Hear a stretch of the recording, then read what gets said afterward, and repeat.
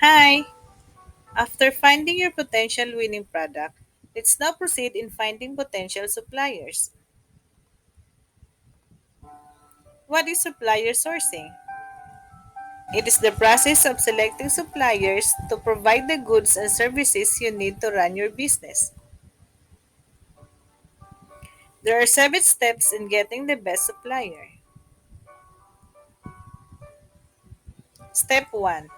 Identify your product. It's time to find the potential supplier for your chosen product who's willing to manufacture your product in a very reasonable price. Step 2. Client's budget. This is important for you to know where are you heading? How many supplies or how much MOQ do you need? Step 3. Sourcing marketplace. Where to find those chosen products?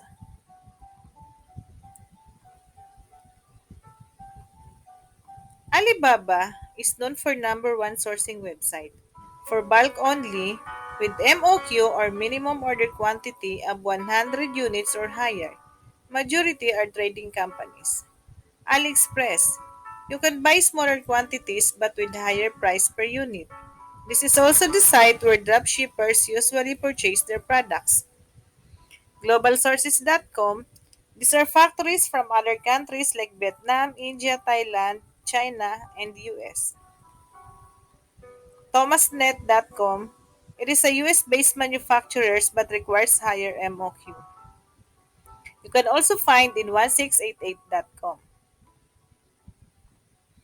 And of course, trade shows like Canton and Hong Kong Trade Fair. Prior to the pandemic, trade shows is the best to go to find the best supplier. And lastly, other sourcing agents in Google like Walmart.com or Target.com. Next, step 4 is choosing the right supplier.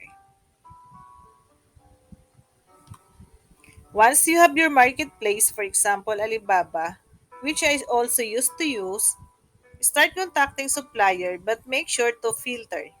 Transact with the verified supplier only and with trade assurance for your protection. A verified supplier is tagged with an icon. You may also consider this criteria so you can easily analyze the data depending on your client. Most competitive, production lead time, tenure in the business, transaction count, year established, customer feedback and reviews.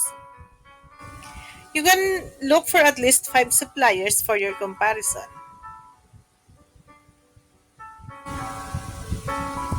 Step 5. Identifying the product cost. There are 3 types of logistics.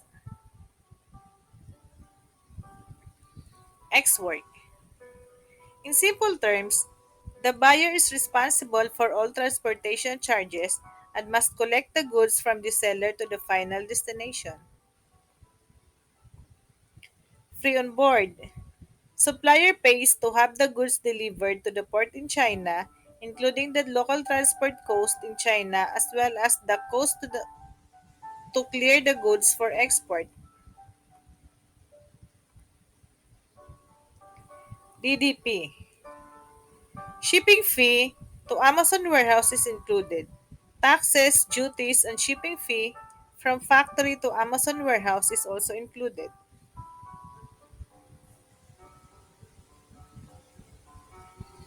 This is the sample template so you can easily analyze the data.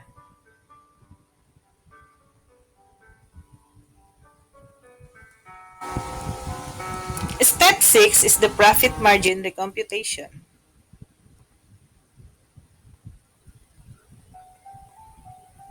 Using Amazon Profitability Calculator, you can now recompute your profit margin based on the cost information provided by your chosen primary supplier to see if it's still profitable. And lastly, the relationship building. Negotiate with suppliers. Ask if they can manufacture your target product. Discuss with them your product and packaging specification. Be friendly, create an emotional connection, ask for quotations, and gather all information for at least 5 suppliers.